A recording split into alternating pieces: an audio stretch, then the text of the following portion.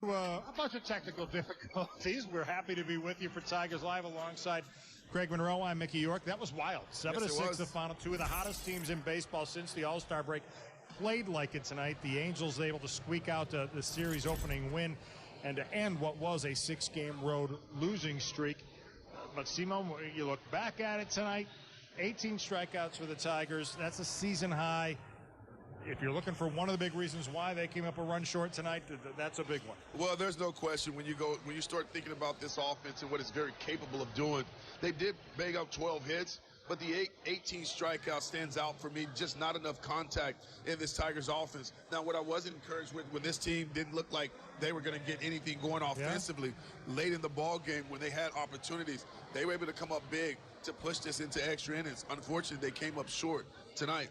And it was the ninth inning rally that forced extras. Those are the Xfinity 10G high-speed highlights tonight. And, boy, it started with an error. And what is it, a leadoff walk or an error? They always come back to bite you, and the Tigers were able to capitalize with 4 unearned in that night. Well, give Baez a lot of credit. He's been struggling all season long, but the one thing that hasn't struggled is his ability to continue to hustle down the line. He encouraged this error, made Renfroe rush. Then you think about Maton. Maton's kind of been through it up and down in the big league, but he come up with a big knock. But it was Jake Rogers. Let's call it Ray Rogers. Hit a big fly early in the ball game, putting the Tigers on the board. Comes up big here with the base knock up the middle to score Baez. And you're thinking, oh, Riley Green, sweet swinging. Riley Green comes through, rips his ball down the left field line. There comes Maton.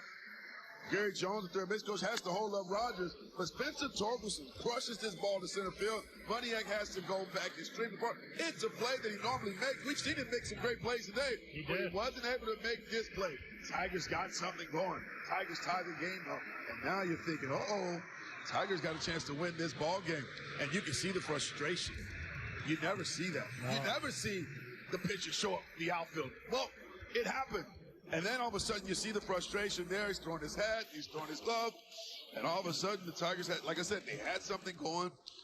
But making the 10th, just not able to come through with the runner at second base. But with Green and Torque, though, coming through, we talked about them on the pregame show, how much they tend to feed off each other. They're both in a great stretch right now. In fact, for Riley, it's his second consecutive 3-hit game, his 8th of the season. Those two guys continue to kind of be what the Tigers hoped they would develop to be, and that's emerging as the heart of their order. Well, I really like what I'm seeing from these two young men. Again, feeding off each other. You're allowing each other to pick each other's brains, talking about the pitchers and how they're going to attack each individual. Even though they're left-handed and right-handed, you still know the spin. You can talk about the movement. And I think these guys have started to just figure out, I know what I'm capable of doing. I've done it throughout my whole life. I've been a good hitter. Now they're putting themselves in good positions. They understand the strike zone better. And both of these young men are driving the ball to all fields, and they're doing it with authority. So, again, the Tigers from a Riley Green and Spencer Torkelson standpoint, they've got two guys that's going to be in the middle of this lineup for a long time. Well, and there's a guy at the bottom of the lineup that's producing a great amount as of late as well. Jake Rogers extends his hitting streak to a career-high 9 games. It's his 12th home run of the season tonight, part of a big night for him, both at the plate and behind the plate. He has, by virtue of all that, he's the family heating, cooling, and electrical player of the game. It didn't prevent the Angels from taking the lead in the 10th, but able to make that pick on Moniak there to save a run was huge at the time. No, it was. And Moniak being way too aggressive. He was really trying to make up for the mistake that he made. But let's talk about Ray Rogers. Guys, he's been flexing his muscle here. Here's a really nice base hit up the middle. Early in the contest, he hit himself his 12th home run. This is the most he's hit in his career. He just seems to come up clutch for this offense all season long. He's starting to figure it out, being able to cover more pitches. But how about this block? Knocks this ball down. You talk about Moniak being overly aggressive, trying to make up for the center field mistake. Got caught slipping, and with the arm of Jake Rogers, an absolute cannon, and he guns down Moniak trying to get back, and a nice tag there by Zach McKinstry to finish the play. What a night it was for Moniak. He did make a couple of great catches early in the game, but that play in center field, that unable to make that catch on the ball that Torkelson hit, we kind of talked about it a little bit, but he's not a guy that plays here very often, and there aren't many center fields this deep. I'm sure it takes some getting used to for a center fielder that doesn't play here a lot. Well, the ball was hit hard. He put his head down, and he got back there. It's plenty of time. But what he wasn't able to do is to turn himself around and get all of his momentum going back to home plate. He tried the basket catch, and anytime that you try a basket catch, you actually lose the baseball. You don't see it into the glove. That's why he wasn't able to make the play. Tigers caught a break, and again, that would allow the Tigers to tie the ball game up. And you're thinking, okay, you capitalize off mistakes, and unfortunately, we just didn't get enough runs, man. That was the moment. That was the break that the Tigers needed to tie the game up.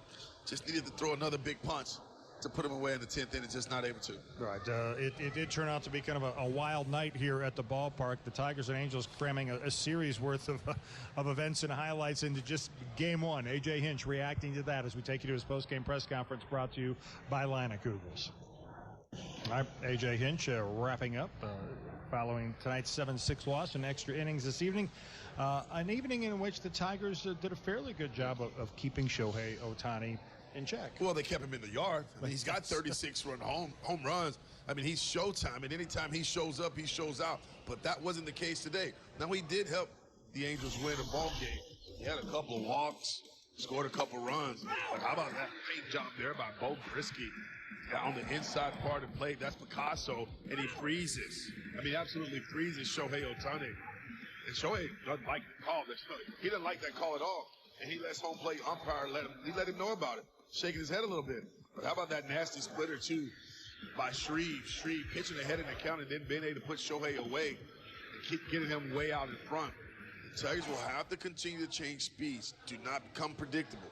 Move the ball around the strike zone. Add and subtract to try to keep him in check for the next couple of games. They were deliberately being careful with him, and understandably so. Walked him a couple times tonight, and each time he was walked, he was able to come around to score. So you find a way to pick your poison with Shohei Ohtani, but you'll take your chances. You'd rather walk him than see him walk around the bases after putting one on base. Yeah, he just does damage. Yeah, putting one on the seats. All right, there's so much more to come here on this post-game edition of Tigers Live. We'll take you inside the Tigers clubhouse, try to catch up with Eduardo Rodriguez tonight. But there is one reason to celebrate here this evening, because you're going home with some curly fries anytime the Tigers score 3 or more runs in a game.